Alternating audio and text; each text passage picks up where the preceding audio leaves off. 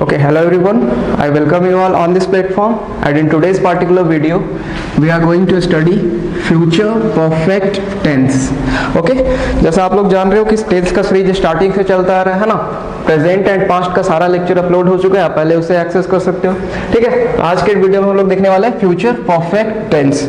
Okay, तो सबसे पहले आपको ये पता होना चाहिए कि ये परफेक्ट एक्शन होता क्या। ठीक है, इस एक्शन को समझना है। अगर सिचुएशन को आप लोग समझ गए, एक्शन किस सिचुएशन में इस चीज का यूज किया जाएगा ना, ठीक है, तो आप में बिल्कुल ही समझ जाओगे कि क्लैरिटी आ जाएगी एक चीज। ऐसे बोलो परफेक्ट एक्शन बोलने का मतलब क्या। ठीक है, हम कोई भी एक्शन को बोलते हैं कि वो एक्शन परफेक्ट हो चुका, इट मीन्स वो एक्शन आपने 100% कंप्लीट कर लिया है। ठीक है, वो एक्शन आपने क्या कर लिया, डन कर लिया। क्लियर ना। ठीक है, जब आप कोई भी एक्शन को 100% कंप्लीट कर लेते हो, 100% डन कर लेते हो, तभी तो बोलते हो कि वो एक्शन क्या हो गया, परफेक्ट हो गया हमारा, है ना। लेकिन बात की जा रही है फ्यूचर की।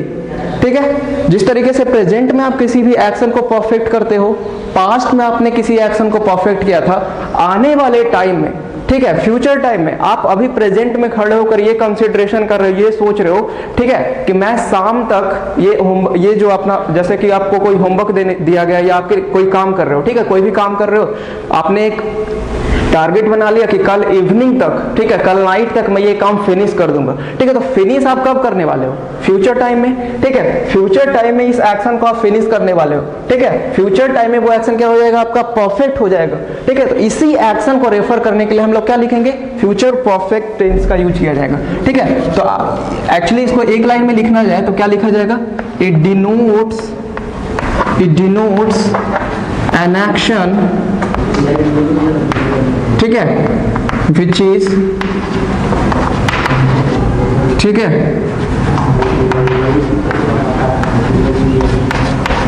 Which is completed in future.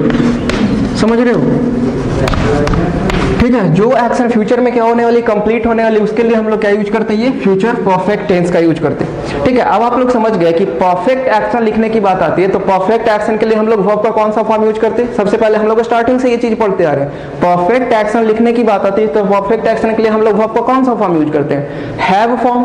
ठीक है ना, आप स्टार्टिंग से देखो तो बिल्कुल ये चीज क्लियरिटी आती जाएगी। ठीक है, अब लास्ट में बोल रहे हो कि समझ में नहीं आ रहा, तो सबसे पहले आप पहले लेक्चर नहीं समझ पाओ, इस वजह से प्रॉब्लम होता है ना। तो देख रहे हो कि कोई भी एक्शन अगर परफेक्ट की बात आती है, परफेक्ट लिखने के लिए हमें वर्ब का कौन सा फॉर्म चाहिए होता है, हैव का फॉर्म। ठीक है, अब चूंकि फ्यूचर टाइम को रेफर करने के लिए हमें मॉडल्स, ठीक है, बिल एंड सेल की जरूरत होती, तो ये बिल एंड सेल तो हमें यूज करना है। क्लियर। उसके बाद एक्शन अगर परफेक्ट है तो परफेक्ट के लिए हमें वर्ब का कौन सा फॉर्म चाहिए, वर्ब का हैव फॉर्म। ठीक है, अगर बिल एंड सेल के साथ आपको वर्ब का कोई फॉर्म लिखना हो तो हम लोगों ने ये जाना कि बिल एंड सेल के साथ ऑलवेज वर्ब का एक बेस फॉर्म। ठीक है, तो बेस फॉर्म किसी वर्ब का जो मेन फॉर्म होता है वही तो बेस फॉर्म होता है। इट मींस हमें समझ में आया कि बिल सेल के साथ वर्ब का कौन, हैव यूज होने वाला, और हैव के साथ, ठीक है, ऑलवेज कंप्लीटेड एक्शन को हम लोग शो करते हैं, एक डन एक्शन को एक्सप्रेस किया जाता है, तो उसे एक्सप्रेस करने के लिए हम लोग वर्ब का कौन सा फॉर्म यूज करेंगे, वर्ब का थर्ड फॉर्म। ठीक है, डन एक्शन की बात की जाती है, इस वजह से वर्ब का कौन सा फॉर्म, थर्ड फॉर्म। तो आप लोग समझ गए कि बिल एंड सेल, हैव के साथ वर्ब का कौन सा फॉर्म, थर्ड फॉर्म यूज किया जाएगा, तभी हमारा एक्शन क्या होगा, ठीक है, फ्यूचर परफेक्ट का। जैसे फॉर एग्जांपल से देख सकते हो। ठीक है, फॉर एग्जांपल लिख दिया गया, आई will have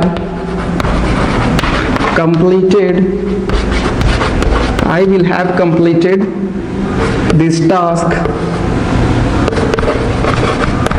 by tomorrow evening.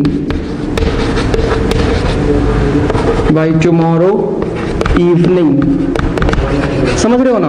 ठीक है, क्या लिखा हुआ, आई will have completed this task by tomorrow evening. ठीक है, तो आप देख रहे हो कि टुमारो इवनिंग की बात की जा रही है। टुमारो इवनिंग मींस आने वाला फ्यूचर का बात किया जा रहा है। ठीक है, उस फ्यूचर टाइम में आप किसी एक्शन को क्या करने वाले हो, कंप्लीट करने वाले हो। ये कंसिडरेशन आप प्रेजेंट में कर रहे हो कि कल शाम तक मैं ये एक्शन फिनिश करने वाला हूं। समझ रहे हो ना। ऐसा सिचुएशन जब क्रिएट होता है, ठीक है, तब आप इस टेंस का, इस टाइप के वर्ब का फॉर्म का यूज करते हो। ठीक है, ऐसे देखा जाए तो ज्यादातर यूज हम लोग स्पीकिंग की बात करें तो प्रेजेंट का और पास्ट का जो भी एक्शंस होता है, ठीक है, जो भी टेंस होता है उसका यूज हम लोग करते हैं। ठीक है, जैसे जैसे आप आगे बढ़ते जा रहे हो, ठीक है, फ्यूचर जैसा कि स्टार्टिंग में बोल दिया था कि फ्यूचर नाम का कोई टेंस होता नहीं है ना, हम लोग बेसिकली कंपल्सन के लिए इसको पढ़ते। ठीक है, तो ये सब सेंटेंसेस बहुत कम आपको देखने को मिलेगा, बट हमें पढ़ना है। अगर कहीं लिखने की बारी आती है, कभी बोलने की बारी आती है, ठीक है, तो आप इस फॉर्म में बोल सकते हो, बट इसका यूसेज जो है बहुत ही कम होता है ना। अगर बोला जाए कि सर इस सेंटेंस का अगर निगेटिव बनाने की बात आएगी तो ठीक है। तो निगेटिव बनाने के लिए आप जान रहे हो कि हमें सिर्फ एक वर्ड नॉट की जरूरत होती है, और हम लोग स्टार्टिंग से देखते आ रहे हैं कि नॉट जब भी यूज किया जाता तो सेंटेंस के हेल्पिंग वर्ब के साथ, ठीक है। तो सेंटेंस का हमारा हेल्पिंग वर्ब क्या है? बी, विल, ठीक है। तो सेंटेंस क्या बन जाएगा हमारा? I will not have completed, ठीक है। I will not have completed this task by tomorrow evening, by tomorrow evening, समझ रहे हो ना? ठीक है। अब बोला जाएगा सर अगर इस सेंटेंस का इंट्रोगेटिव बनाने की बात आएगी, ठीक है। तो इंट्रोगेटिव मतलब क्वेश्चन बनाने के लिए हमको सेंटेंस का क्या हेल्पिंग वर्ब को सेंटेंस के पहले करना होगा। तो हेल्पिंग वर्ब हमारा क्या हुआ? विल, ठीक है। तो क्या सेंटेंस बनेगा? Will I have completed, will I have completed this task, ठीक है, बाय टुमारो इवनिंग, समझ रहे हो ना? ठीक है। अगर फिर इस सेंटेंस को निगेटिव बनाने की बात आएगी तो निगेटिव बनाने के लिए सिर्फ हमें क्या एक नॉट की जरूरत होती है, ठीक है। और इस टाइप से हम लोग लिखेंगे और नॉट यहाँ पे सेंटेंस सब्जेक्ट के जस्ट बाद यूज कर दिया जाएगा, तो हमारा सेंटेंस बन जाएगा will I not have completed this task by tomorrow evening, ठीक है। समझ रहे हो ना? तो किस सिचुएशन में यूज किया जाना है ये टेंस, ठीक है। कब? जब आप प्रेजेंट में खड़े होकर ये सोच रहे हो कि मैं इस महीने, नेक्स्ट मंथ, नेक्स्ट डे, ठीक है, या कभी भी फ्यूचर के कोई भी आने वाले टाइम में आप किसी भी एक्शन को डन करने वाले हो, समझ रहे हो ना? जैसे आप बोलोगे कि बाय द वे कोई ग्रेजुएशन में बंदा, ठीक है, ग्रेजुएट हो रहा, बीए बीएससी कोई भी कोर्स कर रहा है, ठीक है, और वो बोल रहा है कि क्या मैं 2020 तक अपना ग्रेजुएशन पूरा कर लूंगा, समझ रहे हो ना? 2020 तक की बात किया जाता है। 2020 क्या फ्यूचर टाइम का बात किया जा रहा है, तो वो बंदा क्या बोलेगा? I will have completed my graduation by 2020, ठीक है। 2020 तक उसका ग्रेजुएशन कंप्लीट होने वाला। तो हम प्रेजेंट में खड़े होकर बात किस चीज की कर रहे हैं? एक फ्यूचर में आने वाले टाइम, ठीक है, फ्यूचर टाइम की बात कर रहे हैं, फ्यूचर में कोई एक्शन कंप्लीट होने वाला है ना? आई होप आप लोग समझ रहे हो, ओके।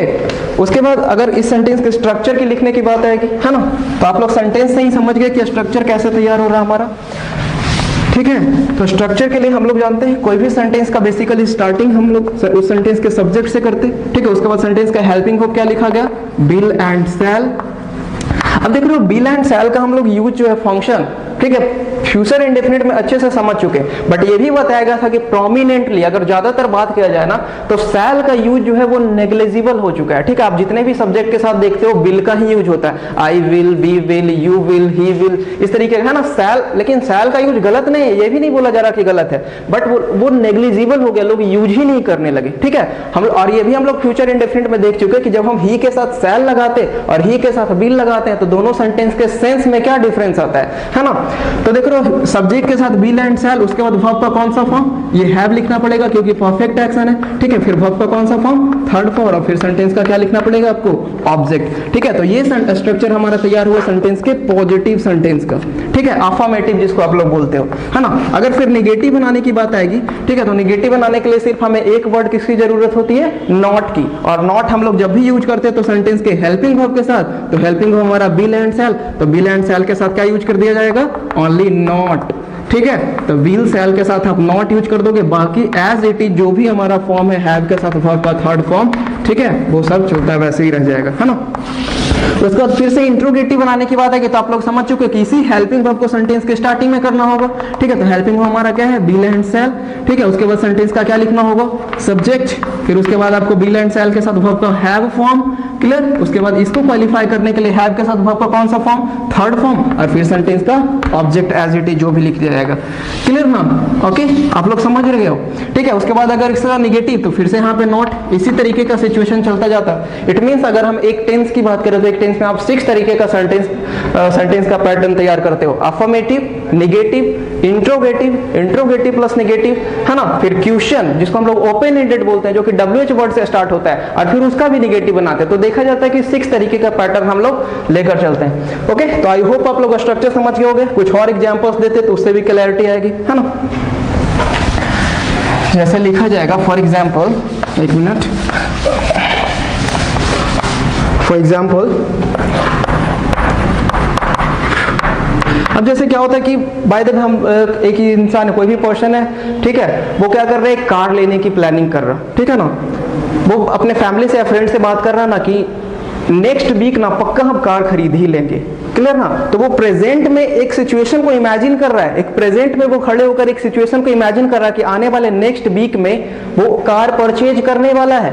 तो वो एक्शन डन कब होने वाला? फ्यूचर टाइम में। इसी एक्शन को रेफर करने के लिए आप लोग फ्यूचर परफेक्ट टेंस का यूज करोगे। इट मींस आप क्या बोलोगे, वो बंदा क्या बोलेगा, I will have purchased a car. क्या बोला जाएगा? I will have purchased a car by next week. Next week, ठीक है, नेक्स्ट वीक तक, है ना, वो क्या करने वाला है? कार खरीदने वाला है ना।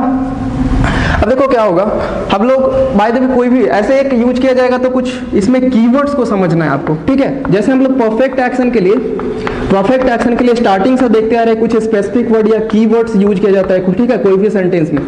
क्लियर ना? जब भी आप परफेक्ट एक्शन की बात करते हो, वो परफेक्ट एक्शन प्रेजेंट का भी हो सकता है, पास्ट का भी हो सकता है और फ्यूचर का भी हो सकता है। सिर्फ परफेक्ट एक्शन होना चाहिए, एक्शन को समझना है, ठीक है। तो उसके लिए हम लोग कुछ स्पेसिफिक वर्ड, कुछ कीवर्ड्स का यूज करते हैं। वो कीवर्ड्स हमारे पास क्या क्या था, ठीक है, ऑलरेडी, जस्ट, एवर, ठीक है, ऑलरेडी, जस्ट, एवर, सबसे most important by the time, ठीक है। बाय द टाइम बहुत ही इंपॉर्टेंट स्पेसिफिक फ्रेज आप बोल सकते हो जो कि परफेक्ट एक्शन को रेफर कर रहा होता है ना। बाय द टाइम, रिसेंटली, समझ रहे हो ना, ठीक है। बिफोर का भी यूज किया जाता है, क्लियर। और टाइम एक्सप्रेशन के साथ हम लोग सिंस एंड फॉर का भी यूज करते हैं परफेक्ट एक्शन में, ठीक है। तो इस टाइप का स्पेसिफिक वर्ड आपको देखने को मिलेगा। जैसे और एग्जांपल दे दिया जाए, ठीक है। फॉर एग्जांपल लिखा गया, सी विल हैव, देख रहे हो क्या यूज हो रहा है, विल हैव, सबके साथ विल ही लिख रहे हैं, ठीक है। प्रोमिनेंट यही हो चुका है, शैल नेग्लिजिबल हो गया इस वजह से, है ना। She will have completed her graduation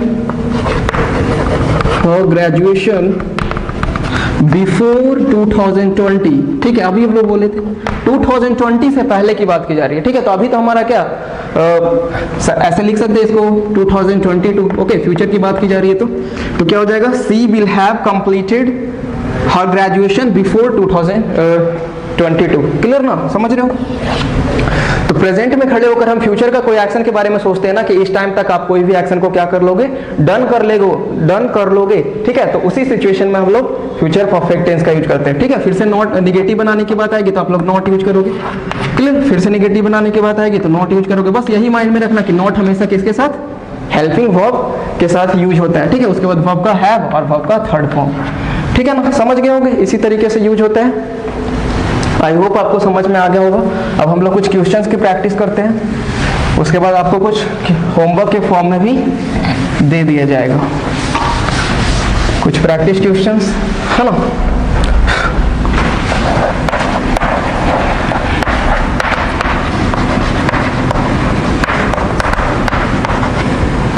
okay, hello, now we have some practice questions, ठीक है। तो आप देख सकते हो फर्स्ट क्वेश्चन क्या है, she dash back home by evening. Clear ना? हम लोग बात कर रहे हैं किस चीज की, बाय इवनिंग, नेक्स्ट इवनिंग की बात की जा रही है ना, ठीक है। बाय नेक्स्ट इवनिंग या बाय इवनिंग, आज शाम की भी बात करोगे आप सुबह में तो वो फ्यूचर का ही बात किया जा रहा है ना। और बात हम कर रहे हैं फ्यूचर परफेक्ट की, है ना। तो उसके लिए हमें वर्ब का कौन सा फॉर्म चाहिए होगा, थर्ड फॉर्म चाहिए होगा। तो कम का थर्ड फॉर्म तो कम ही होता, कम, केम, कम, है ना। उसके बाद सी के अकॉर्डिंग हमें फ्यूचर एक्शन लिखाना हो तो क्या लिखेंगे, विल। परफेक्ट होने की वजह से वर्ब का कौन सा फॉर्म चाहिए, हैव फॉर्म। तो हमारा तैयार हुआ, she will have come back home by evening, वो आज शाम तक घर वापस आ जाएगी, ठीक है, समझ रहे हो, शाम तक। फिर लिखा हुआ he dash from here by next month, by next month, next month की बात की जा रही है तो नेक्स्ट मंथ भी क्या है, फ्यूचर है, ठीक है। इसे हमें परफेक्ट एक्शन है बताने के लिए वर्ब का कौन सा फॉर्म चाहिए, थर्ड फॉर्म, ठीक है। तो थर्ड फॉर्म तो हमारा गॉन हो गया। उसके बाद क्या लिखना होगा, विल हैव, क्लियर ना। तो क्या हो गया हमारा, he will have gone from here by next month, समझ रहे हो। थर्ड एग्जाम्पल भी है, I dash a car before Monday, ठीक है ना, बिफोर मंडे की बात की जा रही है, ठीक है। और आपके पास ऑप्शन में लिखा हुआ है परचेज, तो परचेज का थर्ड फॉर्म क्या हो जाएगा, परचेज्ड, परचेज का थर्ड फॉर्म परचेज्ड, ठीक है। और उसके साथ आपको क्या लिखना होगा, विल हैव, समझ रहे हो ना। तो तैयार हुआ हमारा, आई will have purchased a car before Monday, सोमवार से पहले, मतलब नेक्स्ट मंडे से पहले एक कार खरीद लेंगे। कार खरीदने का एक्शन क्या होगा, डन हो जाएगा फ्यूचर में, समझ रहे हो ना। ठीक है, नेक्स्ट सेंटेंस भी है, she dash her work by tomorrow, कल तक ये काम पूरा हो जाएगा। तो कल अगर पूरा होगा तो क्या, फ्यूचर की ही ना बात की जा रही है, ठीक है। तो कंप्लीट का थर्ड फॉर्म क्या लिखेंगे, कंप्लीटेड। कंप्लीट का थर्ड फॉर्म क्या हो जाएगा हमारा, कंप्लीटेड। और उसके बाद क्या लिखा जाएगा, विल हैव। तो she will have completed her work by tomorrow, समझ रहे हो ना, ठीक है। नेक्स्ट हमारा लिखा गया, you dash your syllabus by this time next year, ठीक है ना। You dash your syllabus by this time next year, ठीक है। जैसे बाय द वे आप क्या करते हो, एक सेशन आपका स्टार्ट हुआ स्कूल में, ठीक है, तो आपके टीचर बोलते हैं कि इस मंथ तक, ठीक है, अप्रैल तक या दिसंबर, ठीक है, जैसे कि दिसंबर तक बोल रहे हैं कि आप दिसंबर तक क्या आपका सिलेबस पूरा हो जाएगा। तो नेक्स्ट ईयर दिसंबर तक आपका सिलेबस पूरा होने वाला है, ठीक है। तो वो फ्यूचर की ही बात की जा रही है। तो फिनिश का थर्ड फॉर्म हमारे पास क्या हो जाएगा, फिनिश्ड। फिनिश का थर्ड फॉर्म क्या हो जाएगा, फिनिश्ड, ठीक है। उसके बाद क्या लिखना होगा इधर, विल हैव, ठीक है, समझ रहे हो ना। विल फ्यूचर एक्शन को रेफर करने के लिए, परफेक्ट के लिए हैव का फॉर्म, तो will have finished your syllabus by the next year, समझ रहे हो। नेक्स्ट सेंटेंस भी have, he dash this his assignment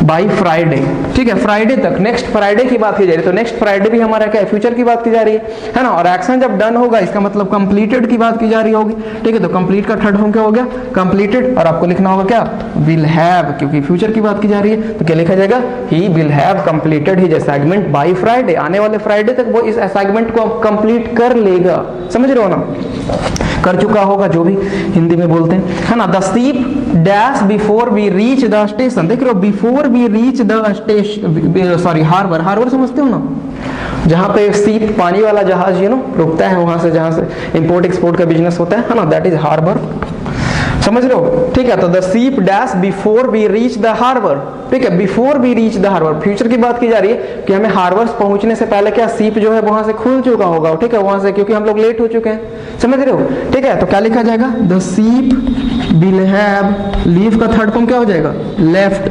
the ship will have left future before we reach the harbour. यहाँ पे समझोगे थोड़ा सा, हम लोगों ने पास्ट परफेक्ट में ये चीज देखा था कि हैड के साथ थर्ड फॉर्म और पास्ट इंडेफिनिट, मतलब क्या, हैड के साथ थर्ड फॉर्म और इधर क्या लिखा जाता था, सब्जेक्ट के साथ सेकंड फॉर्म, ये दोनों का कंबाइन। ये आपको समझना है यहाँ पे कि आपके फ्यूचर का रिलेशन प्रेजेंट से होता है, किस चीज से होता है, आपके फ्यूचर का रिलेशन किस चीज से होता है, प्रेजेंट से होता है। इस वजह से जब भी हम फ्यूचर एक्शन को किसी और के साथ कंबाइन करते हैं ना, तो नेक्स्ट वाला जो सेंटेंस है वो ऑलवेज वर्ब के फर्स्ट फॉर्म के साथ लिखा जाता है, वर्ब के फर्स्ट फॉर्म के साथ, इसका मतलब प्रेजेंट में लिखा जाता है, समझ लो ना। एक अंडरस्टैंडिंग का चीज है कि फ्यूचर का रिलेशन किस चीज से होता है, प्रेजेंट से। आप फ्यूचर एक्शन को रेफर कर रहे होगे तो उसमें पास्ट कभी भी मेंशन नहीं किया जाएगा, कभी भी कोई पास्ट का एक्शन उसमें इंक्लूड नहीं होगा, समझ रहे हो ना, ऑलवेज प्रेजेंट की बात की जाएगी। उसके बाद 8 नंबर में लिखा हुआ है, the children dash their meal before his father comes, देख लो, बिफोर हिज फादर कम्स, आने वाले टाइम में, आज रात में उसके पापा जब तक आएंगे तब तक बच्चे लोग सारा अपना डिनर कंप्लीट कर चुका होगा, फ्यूचर में, ठीक है, आज रात में, तो रात भी तो फ्यूचर है ना।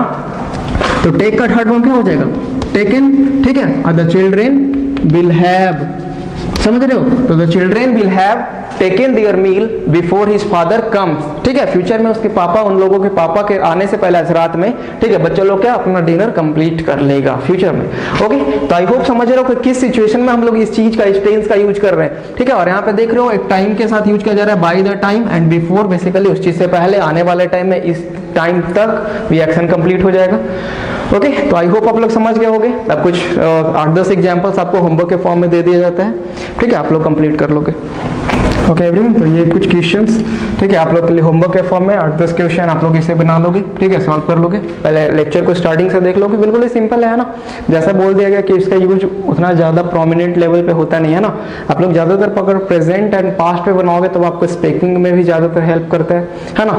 और फ्यूचर की जहां तक बात करें तो आपका देख रहे हो इंडेफिनिट में आप कोई फ्यूचर एक्शन बोल सकते हो, ठीक है, ज्यादातर बोले कॉन्टिन्यूअस तक जा सकता है। परफेक्ट एंड परफेक्ट कॉन्टिन्यूअस का यूसेज यू नो बहुत ही कम होता है, एकदम नेग्लिजिबल लेवल पे, ठीक है। फिर भी हमको पढ़ना है तो आप इसको यू नो बना लोगे, ओके। और नेक्स्ट वीडियो में हम लोग फ्यूचर परफेक्ट कॉन्टिन्यूअस टेंस को डिस्कस करेंगे, फिर हमारा टेंस क्या हो जाएगा, कंप्लीट, ओके। तो see you in the next video, keep practising, keep smiling, take care, thank you.